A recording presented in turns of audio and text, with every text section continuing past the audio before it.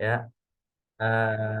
Kemudian Bapak Ibu bisa ngulang-ngulang lagi tuh bacaan-bacaan ibadahnya, bacaan-bacaan yang bisa dilakukan di sana, bisa dipelajari lagi agar apa? Agar bisa ngelakuin apa yang tahulah yang akan kita lakukan nanti di sana. Punya target, harus bagaimana menyempurnakannya, harus apa yang harus dilakukan seperti itu. Jadi jangan sampai di sana tujuan kita hanya buat refreshing, enggak. Perjalanan kita ini adalah yang sudah dikatakan tadi adalah perjalanan ibadah, bukan perjalanan tamasya, tapi perjalanan ibadah, Bapak Ibu. Jadi kita harus melihat ya udah berapa banyak dosa-dosa kita ya. Nanti kita juga qiyamul lail di sana ya. Hawanya pun berbeda dengan kita di Indonesia, di masjid rumah kita atau di rumah itu sangat berbeda ketika di sana. Artinya kedekatan kedekatan kita dengan Allah itu seakan-akan sangat dekat sekali. Makanya kita muhasabah diri kita, dosa-dosa kita yang terlalu banyak, kita minta ampun sama Allah, istighfar sama Allah. Insya Allah ini adalah waktu yang terbaik. Dan sebelum umrah pun kita harus refleks diri kita seperti itu. Kemudian selama umrah kita harus muhasabah diri kita. Karena kata Sayyidina Umar mengatakan hasibu anfusakum. Hisaplah diri kalian ya. Kita suruh hisap diri kita nih, hitung diri kita. Kira-kira kalau terjadi kematian atau terjadi yaumul kiamah, selamat ya sih kita? Masuk surga apa neraka sih kita? Banyakan pahala apa banyakan dosa sih kita? Nah, itu kita disuruh hisap tuh diri kita. Kata Sina Umar, qabla an tuhasabu, sebelum yang menghisap Allah. Kalau yang menghisap Allah, ya udah telat. Kita mau minta maaf udah nggak bisa, kita mau melakukan perbaikan udah nggak bisa. Tapi kalau sekarang, ketika kita sedang masih hidup, masih diizinkan Allah, apalagi kita masih diizinkan berumroh, ini waktu yang terbaik untuk kita menghisap diri kita. Karena apa? Karena kita bisa memperbaiki, menjadikan diri kita yang lebih baik. Makanya kita disuruh hisap. Sebelum Allah yang menghisap diri kita, Allah yang menghakimi kita.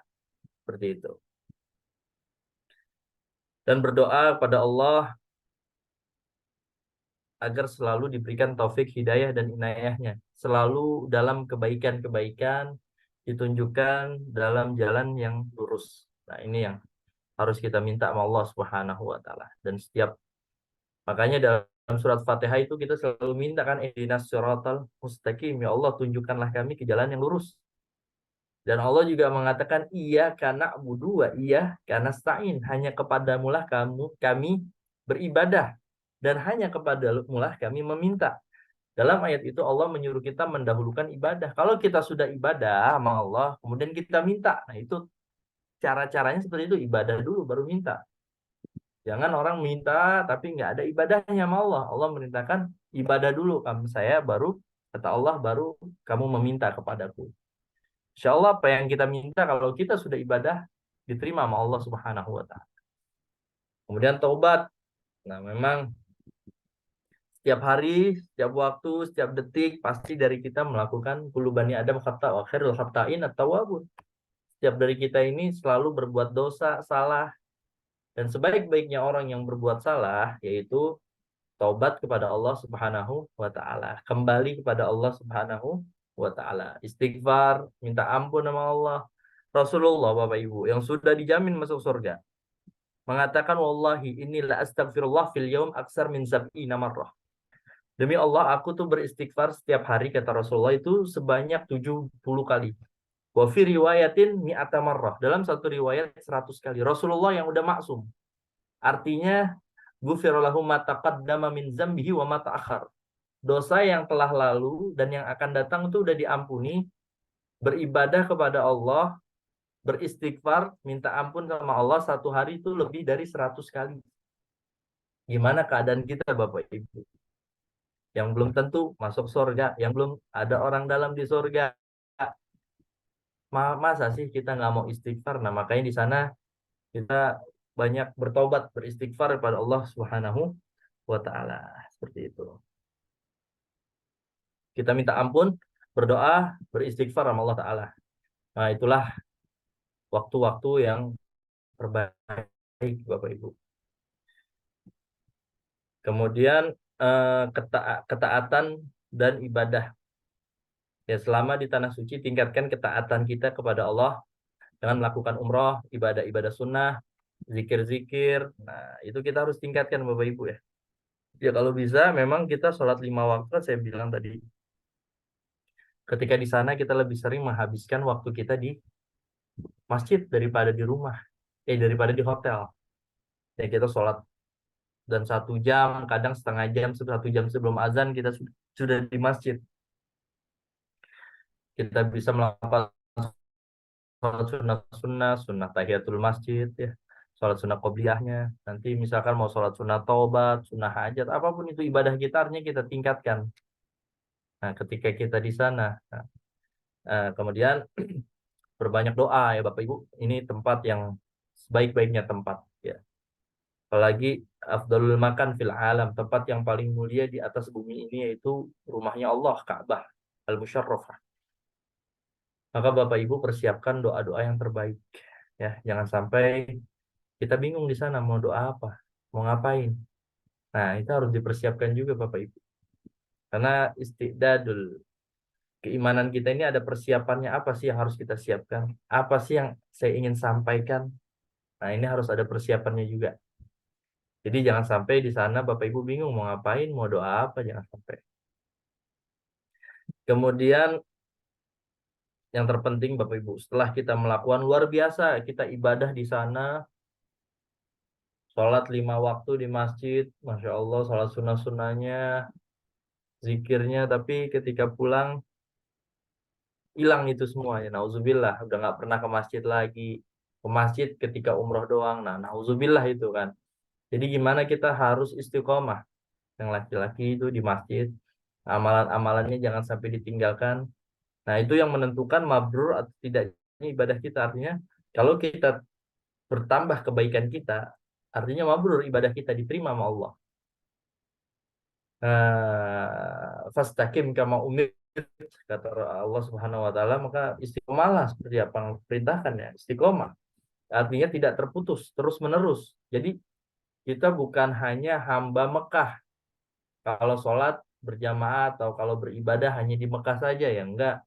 Kita bukan hanya hamba Madinah kalau melakukan amal ibadah ketika di Madinah ya, enggak. Tapi kita hamba Allah. Dimanapun kita berada, sepulang kita umroh, jangan sampai putus ibadah kita Bapak Ibu. Nah, itu yang disebut hamba Allah yang hakiki. Fattaqullaha mastata'tum. Bertakwa kepada Allah semampu kita, sebisa kita ya.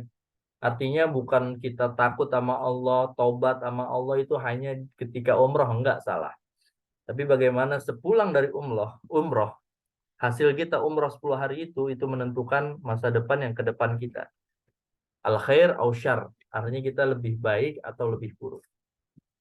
Kemudian jangan sampai kita melakukan artinya kita terus bertakwa, menjalankan perintah Allah, meninggalkan larangan-larangan Allah. Nah, itu istiqomah.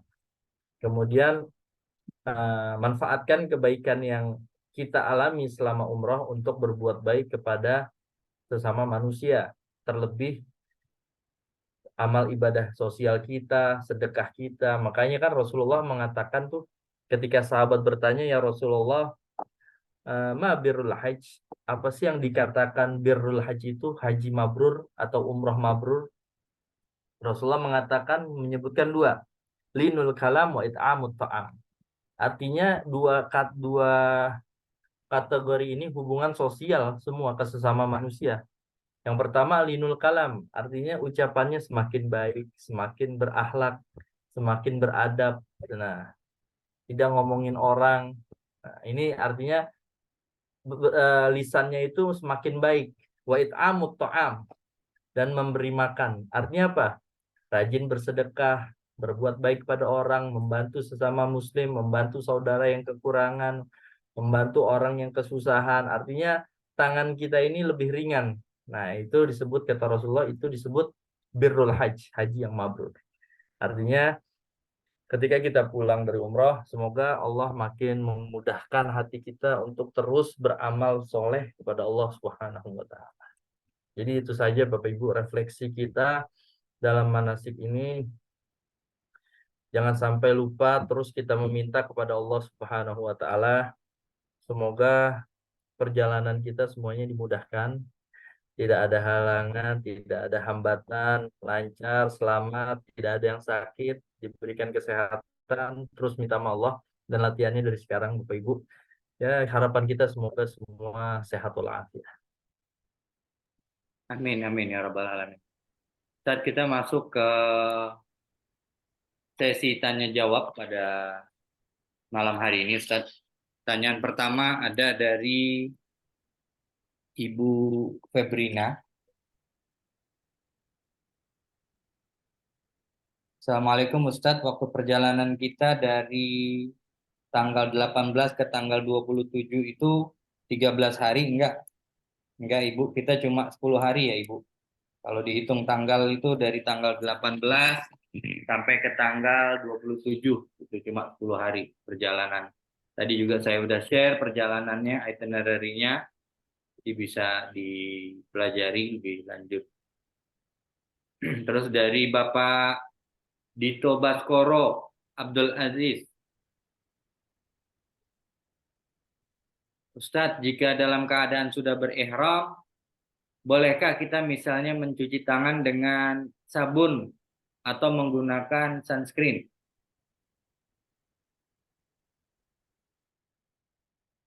Ya, kalau dalam keadaan berihram, memang ada kaul yang membolehkan memakai sabun, tapi ada juga yang mengharamkan.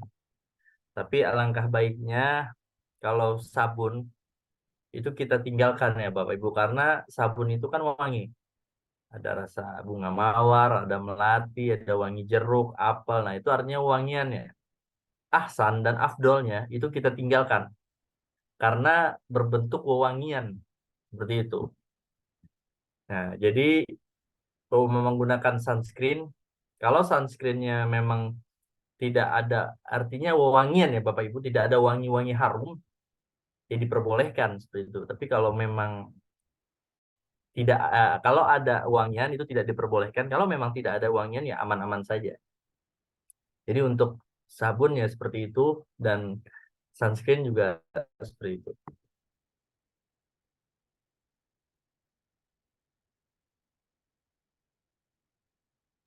Pertanyaan selanjutnya dari Pak Adi Irawan.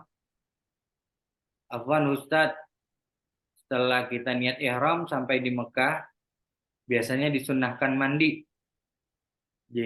Jika setelah mandi kita pakai pakaian berjahit sebentar sebelum melaksanakan umroh, contoh dalaman, apakah termasuk pelanggaran dalam berihram? Ya, jadi setelah kita niat ihram, setelah sampai Mekah biasanya disunahkan mandi. Tidak Pak, sunnahnya itu sebelum berihram.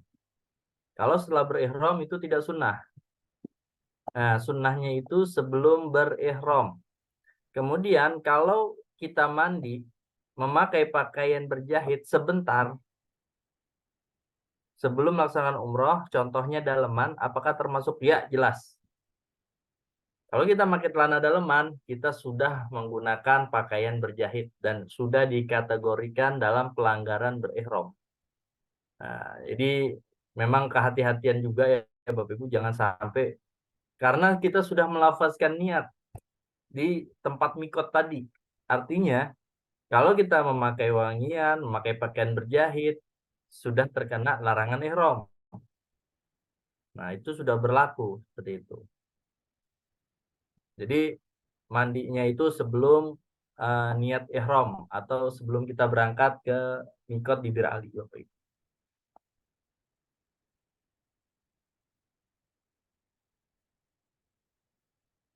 Selanjutnya dari Bapak Ivan Sangaji. Ustadz, saat tawaf kemudian kita buang angin atau yang lain yang membatalkan tawaf, kemudian wudhu lagi, apakah dan mengulangi tawaf yang sisanya ya? Jadi dilanjut atau diulang Ustadz? Pertanyaannya mungkin. Ya, misalkan Bapak Ibu kita sudah putaran ketujuh, mau nyampe Hajar Aswad, artinya kan dikit lagi kita selesai. Kemudian sebelum sampai Hajar Aswad kita buang angin, kentut misalkan. Nah, kita harus berhenti tuh Bapak Ibu, harus berhenti. Wudhu singkat, habis itu setelah wudhu gimana kita lanjut atau ngulang lagi dari satu, kan kita udah 7 nih, dikit lagi sampai Hajar Aswad. Ya dilanjutkan yang kurang Bapak Ibu. Kita nggak ngulang dari satu lagi. Kalau kita ngulang dari satu lagi, Bapak Ibu bisa 14 kali tawaf, 14 kali putaran dan capek ya. Jadi melanjutkan sisa yang kita tinggalkan seperti itu.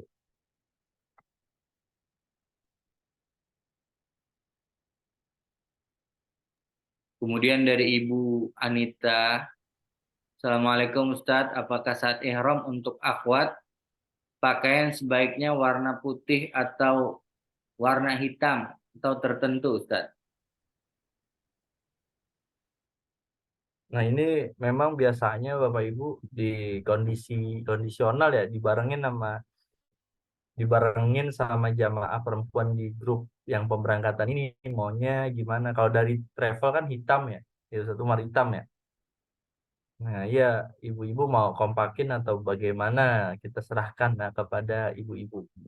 Artinya pakaiannya yang penting sopan, rapi, tidak tembus pandang, menutup aurat, tidak ketat seperti itu. Jadi nanti bikin kesepakatan aja ya Bapak Ibu. Kalau yang mau pakai dari travel ya hitam tidak apa-apa. Karena tidak ada eh, larangan ya untuk menggunakan warna harus ini, handle ini. Tapi tadi ada kabar baru katanya memang tidak boleh di Saudi resmi ya katanya nggak boleh pakai warna selain hitam dan putih kalau nggak salah. Peraturan baru di Ka'bah itu. Ustadz, ini dari Ibu Lia. Jadi kalau kita batal itu pisah dengan rombongan karena harus wudhu dahulu ya saat tawaf. Nah, biasanya Bapak Ibu kalau memang batal, kita nyari tempat air zam-zam itu dekat dari kita. Dan kita itu wudhunya wudhu, artinya kita wudhu rukunnya saja Bapak Ibu. Yang penting kita sudah wudhu, yaitu membasuh muka, mengusap kedua tangan, ya, pakai air, dua tangan, singkat, sebagian kepala, kemudian kaki. Nah, itu saja kita lakukan Bapak Ibu. Jadi, karena memang kalau kita ke kamar mandi, itu jauh di luar adanya. Di WC-nya di luar Bapak Ibu kalau di haram. Artinya di pelataran Ka'bah itu tidak ada kamar mandi. Makanya kalau ingin buang hajat sebelum kita ke Madinah, Bapak Ibu bisa di hotel itu. Nah, kalau misalkan ada yang ini, kita berusaha ya Bapak Ibu. Kita berusaha untuk menunggu. Karena tujuan kita umroh bareng-bareng gitu. Makanya saya bilang tadi ada yang jalannya cepat, yang jalannya pelan. Jadi kita pelan enggak, cepat enggak. Jadi kita netral bareng-bareng semua. Kita harap satu rombongan itu selesai bareng sampai tahallul. Seperti itu. Ya, Bapak Ibu yang masih ada pertanyaan boleh mengacungkan tangan apabila ingin menggunakan audio atau langsung aktifkan audionya saja atau bisa menggunakan chat ya Bapak Ibu untuk bertanya. Alhamdulillah ini Ustadz kita ada 27 peserta yang hadir pada malam hari ini di kegiatan manasik online. Ini mohon maaf saya sebelumnya tadi ada gangguan teknis. Kemungkinan saya belum tahu nih apakah recordingnya ini berjalan dengan baik atau tidak nih untuk rekamannya. Jadi saya mohon maaf apabila nanti hasil rekamannya itu tidak maksimal atau terpotong-potong.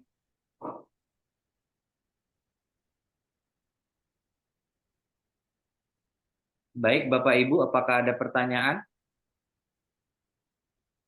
yang terkait dengan itinerary maupun dengan tata cara pelaksanaan umroh?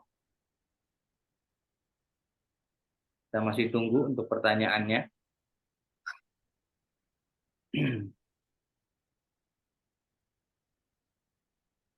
Ya, Alhamdulillah malam hari ini juga di kegiatan manasik saat ini. Hadir guru kami Ustadz Dr. Andes Khairuddin. Assalamualaikum Ustadz. Assalamualaikum warahmatullahi wabarakatuh. Alhamdulillah. Sepertinya sudah boleh nanti kalau misalnya ada pertanyaan bisa dilanjutkan di WA Group ya. Nanti bisa di-share pertanyaannya di WA Group. Insya Allah bisa kita respon dengan cepat. Sepertinya ini saja untuk kegiatan manasik online pada malam hari ini. Saya dari Ahlam Travel mohon maaf apabila dalam kegiatan manasik online ini kurang maksimal dan banyak kesalahan teknis. Tentunya kesempurnaan hanya milik Allah. Dan sebelum saya tutup, saya mohon doa pada malam hari ini disampaikan oleh guru kita, Ustadz Dr. Andes Khairuddin. Fadhol Ustadz.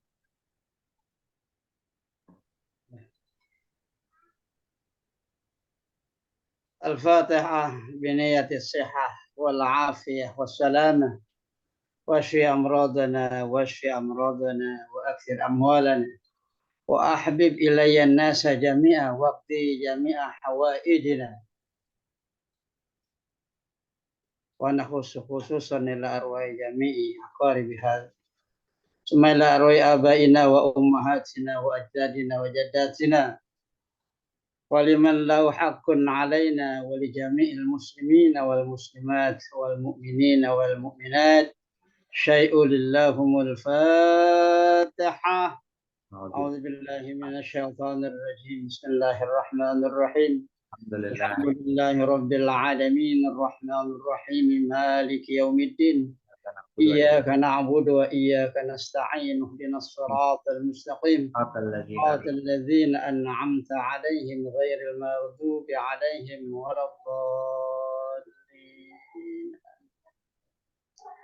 واعف عنا يا كريم يا أرحم الراحمين ارحمنا يا أرحم الراحمين ارحمنا. اللهم يا عالما بما يكون اكفنا شر ما يكون قبل أن يكون حتى لا يكون. اللهم يا عالما بما ينزل اكفنا شر ما ينزل قبل أن ينزل حتى لا ينزل. اللهم يا ميسر يسر يا مدبر دبر يا مسهل سهل سهل علينا يا الله سهل علينا يا الله سهل علينا يا الله كل عسير بجاه البشير النذير.